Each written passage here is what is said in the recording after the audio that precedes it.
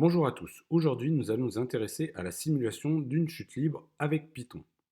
Nous allons faire une simulation pas à pas à partir d'un développement Taylor. Mais avant cela, je vais faire un petit point sur comment on part de le développement de Taylor pour faire une simulation pas à pas d'un mouvement.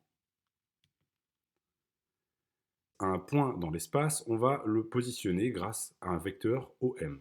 O est l'origine, M est notre point. Le vecteur OM va se déplacer dans le temps. Donc là, par exemple, on a la position à l'instant t et la position à l'instant t plus delta t. Pour positionner et repérer notre point OM, nous allons utiliser un système de coordonnées à deux dimensions. On va se servir d'une abscisse x et d'une ordonnée y. L'abscisse et l'ordonnée constituent donc les coordonnées de notre point. Le vecteur OM va avoir un mouvement dans le temps, donc x va varier dans le temps et y va varier dans le temps. Nous allons effectuer un développement de Taylor pour déterminer la position du point M à l'instant t plus delta t, connaissant la position du point M à l'instant t.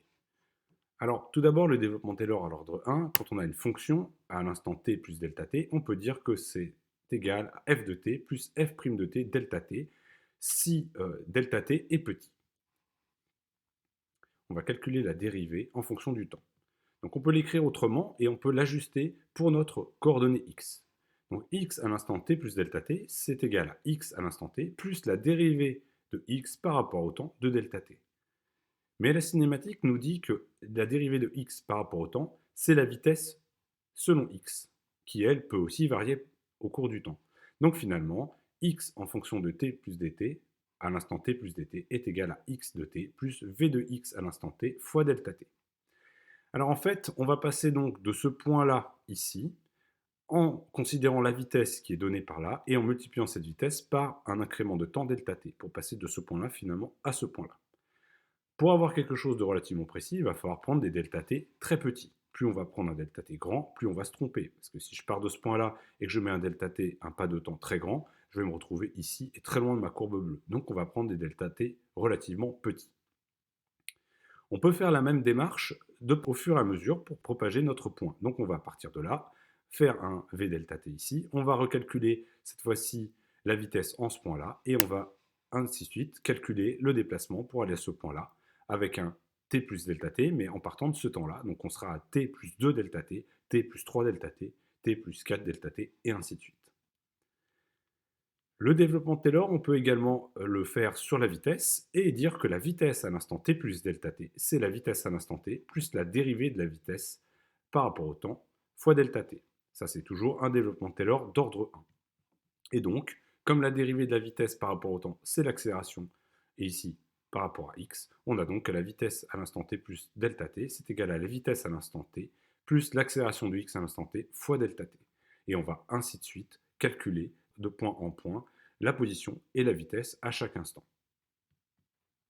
Alors, bien sûr, il reste à déterminer l'accélération en fonction du temps. Et ce sera toute la difficulté dans les prochaines étapes. On va devoir déterminer l'accélération de x en fonction du temps. On va donc s'intéresser dans un premier temps à un mouvement de chute libre. On s'intéresse et qu'on fait le bilan des forces. Il n'y a en fait, dans un cas de chute libre, qu'une seule force, c'est le poids. Donc on a que la somme des forces est égale à ma, qui est égal au poids, qui est égal à mg. Cette force, elle est constante et elle est seulement vers y. On va donc se retrouver dans un cas vraiment très simple. On a ainsi que ax de t, c'est toujours 0, et que l'accélération sur y est le poids divisé par m, donc c'est moins g directement. On peut écrire ces deux formules, ces deux formules selon x et puis ces deux formules selon y, en utilisant ces accélérations. Ce que nous allons faire maintenant en Python. Nous revoilà donc devant Jupyter Notebook, le TP numéro 1, la simulation pas à pas d'une chute libre. Ce notebook est disponible sur le Git et je mettrai en description le lien pour télécharger directement tout le Git avec l'ensemble des cours que nous allons faire les uns après les autres. Alors, on rappelle un petit peu les conditions. Ici, on a notre objet qui va partir d'une hauteur h et qui va se propager suivant une parabole. On sait très bien que ça va être une parabole puisqu'on va s'intéresser à un mouvement de chute libre. Il n'y a pas de force de frottement. Mais on va faire une simulation pas à pas et on va voir si on obtient réellement une parabole. Donc vous voyez ici tout le cours, je vais le faire défiler rapidement, on ne va pas le regarder dans les détails tout de suite.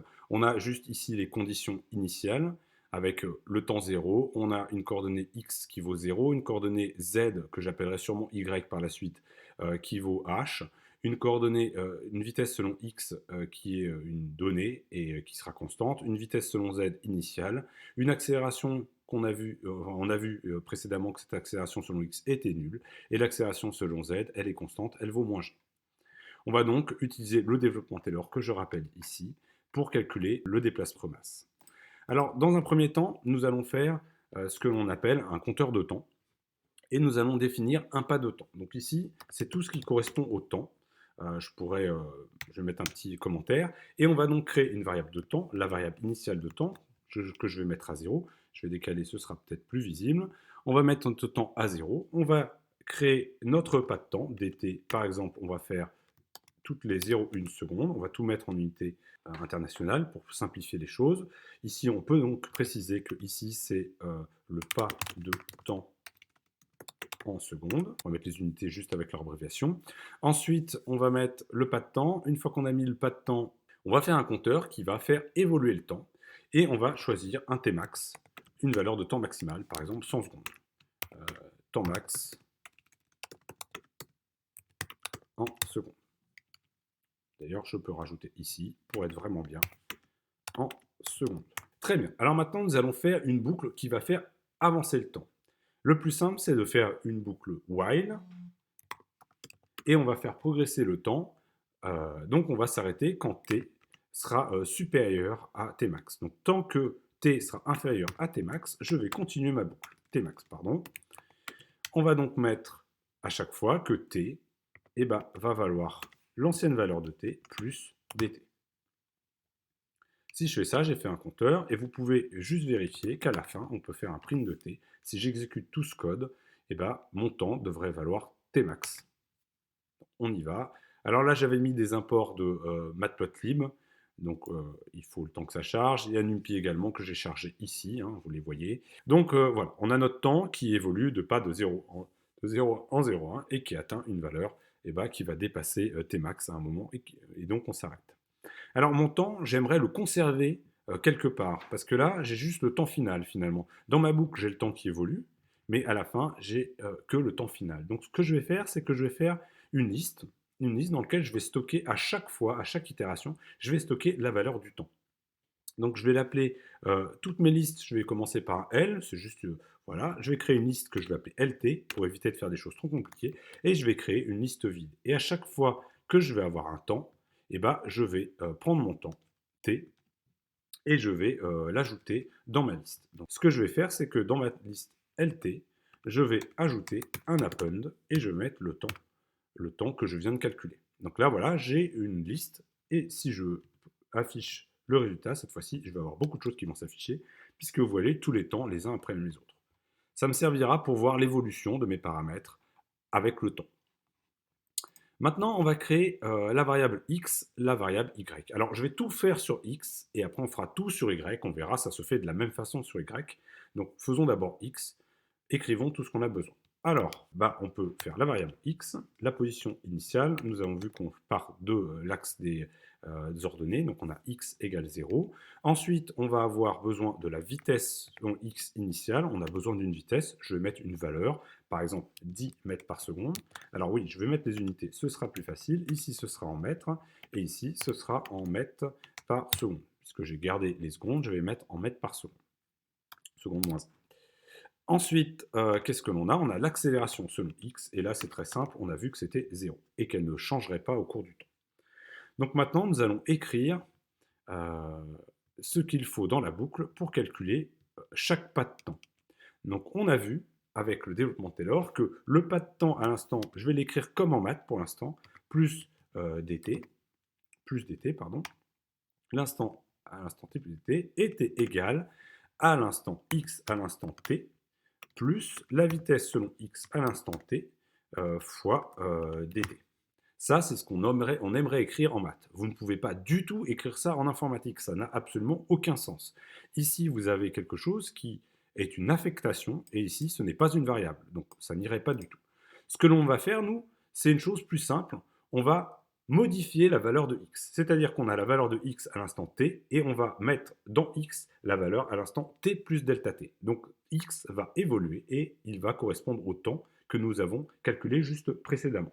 Donc finalement, on va dire que la nouvelle valeur de x, c'est l'ancienne valeur de x fois la vitesse que l'on a là, fois dt. Et on va faire la même chose sur Vx. Vx, on va dire que Vx, c'est l'ancienne valeur de Vx plus l'accélération sur x fois dt. On a donc quelque chose qui va écraser, à chaque fois, la valeur de x va être écrasée par la nouvelle valeur de x. Donc on va avoir une progression de x. Et ce qu'on va faire, c'est qu'on va créer une liste, exactement comme on a fait pour le temps, Lx, une liste vide, dans laquelle on va mettre les valeurs Lx append, et on va ajouter la valeur de x. Et comme ça, on garde notre valeur. À chaque fois, on écrase la valeur de x, mais par contre, on la sauvegarde dans notre tableau Lx à chaque fois. Voilà, donc là, normalement, on est bon. On a quelque chose qui va nous permettre de faire progresser. Alors, on peut déjà regarder ce qui se passe. On peut tracer, par exemple, Lx en fonction du temps, puisqu'on a la position x et on a le temps qui s'écoule dans nos deux listes, la liste lt et la liste lx. Donc pour cela, on va faire un petit coup de matplotlib. On va dire, on a chargé la librairie matplotlib dans plt. Donc je vais mettre un plot, par exemple un scatter ou un plot. On va faire un plot, c'est plus joli. On va mettre en abscisse le temps et en ordonnée la position de x. Et puis on va lui dire de nous présenter le graphique. Là, si je lance, on va voir si j'ai fait une erreur. Non, on voit que on progresse de façon linéaire en x. C'est normal, puisque l'accélération est nulle, je vous le rappelle, donc finalement la vitesse reste constante, donc la coordonnée x va augmenter régulièrement dans la même direction. On a une vitesse constante. Maintenant, on va passer à la partie vy, enfin la partie y. Donc en fait, on va faire exactement la même chose, mais cette fois-ci, on ne va pas mettre ax égale 0, mais on va mettre ay égale moins g. On va reprendre carrément ce petit bout de code, ça ira beaucoup plus vite. Toc toc, tchouk. On va mettre ici y, vous allez voir, je vais aller assez vite. Y ici, y. Pour commencer, c'est simple. Et on va mettre les bonnes valeurs. Alors on peut mettre une hauteur initiale. Par exemple, on va commencer à 1000 mètres, histoire de partir d'en haut. Et on va garder, par exemple, une vitesse de 10 mètres par seconde, ça me va très bien. Et cette fois-ci, ici, on peut mettre G. Alors, on peut mettre notre moins 9,81, par exemple. Et ça, ce sont des mètres secondes moins 2. Il serait plus joli de créer une variable G dans laquelle on met la bonne valeur de G. Maintenant, en ce qui concerne le calcul de l'itération de Taylor, c'est exactement ce qu'on a écrit en dessous. On va donc écrire la chose suivante. On va écrire que y, c'est égal à y, plus la vitesse de y fois dt. Et on va écrire ici que v de y, c'est la vitesse de y fois l'accélération de y. Et ici, on va mettre y dans notre liste y. Et plutôt que de tracer lt en fonction de x, on va tracer cette fois-ci en abscisse x et en ordonnée y. Comme ça, on devrait voir la position de notre point M au cours du temps. Donc lançons ce qui se passe, voyons ce qui se passe. Donc on a effectivement une jolie parabole qui s'est formée. Alors faites attention, on voit qu'on est tombé très très bas. On a touché le sol depuis longtemps. Si on imagine que le sol c'est à 0, et là on est pratiquement à moins 50 000 mètres, donc on est vraiment très bas. C'est normal puisque j'ai mis combien de temps? J'ai mis 100 secondes, ce qui est énorme. Donc on va rajouter un petit truc. Nous, ce qu'on aimerait, c'est que dès que je touche le sol, je m'arrête. Donc une façon simple de vérifier si j'ai touché le sol, c'est de vérifier si la coordonnée y est supérieure à 0. Si elle est, tant qu'elle est supérieure à 0, on n'a pas touché le sol. Si par contre y passe en dessous de 0, il faut que j'arrête ma boucle while. Ça, c'est très simple à faire. Ce que l'on va faire, c'est qu'on va rajouter ici une condition. On veut que t soit inférieur à t max et que y soit positif. On va mettre des espaces, c'est plus lisible. Et si je fais ça, vous allez voir, on va s'arrêter beaucoup plus tôt et on s'est arrêté à peu près au moment où on a touché le sol. Alors faites attention, on a passé le sol puisqu'on s'est arrêté juste après que y soit négatif. Donc on a fait un tour, ici ce point-là, il est un petit peu en dessous du sol. Alors on ne voit pas trop la montée, c'est parce que j'ai mis une vitesse assez faible selon Y, oui. Donc ici par exemple, on peut mettre 100 mètres par seconde et puis on va mettre un Vx, on peut laisser Vx de 10, ça ne va pas changer grand-chose. Et là, on aura une jolie parabole. Voilà. Alors si vous voulez tracer et connaître la portée, c'est-à-dire la distance maximale du tir, elle sera approximative naturellement, mais il suffit de prendre le max de la lisse Lx et vous allez avoir la portée approximée. Ensuite, donc là on peut l'afficher, on va l'avoir ici, elle est autour de 279 mètres, et si vous voulez tracer la hauteur maximale, il suffit de prendre le max, cette fois-ci de Y, et là on voit qu'on monte à 1514 mètres et des poussières, c'est à peu près ce qu'on voit sur cette courbe. Vous voyez que ça permet déjà de faire des calculs assez simples, enfin, en tout cas d'avoir des idées de calcul. Faites attention, puisqu'on fait des points qui sont suffisamment espacés, et donc on a une précision qui n'est pas forcément terrible. Alors pour vous montrer ça, ce que je vais faire, c'est que plutôt de mettre des points tous les 0,1, on va s'amuser à modifier ça. Mais avant, ce que je vais faire, c'est que je vais faire un scatter. Un scatter, ça va faire un point plutôt qu'une ligne. Donc là, vous voyez, j'ai plein de points et on voit bien ma parabole. Elle est relativement précise. Si par contre je mets des points, par exemple, distants toutes les secondes, c'est-à-dire 10 fois moins de points, là, je vais voir quand même que j'ai toujours ma parabole. On la trouve plutôt jolie encore, hein. On voit une parabole.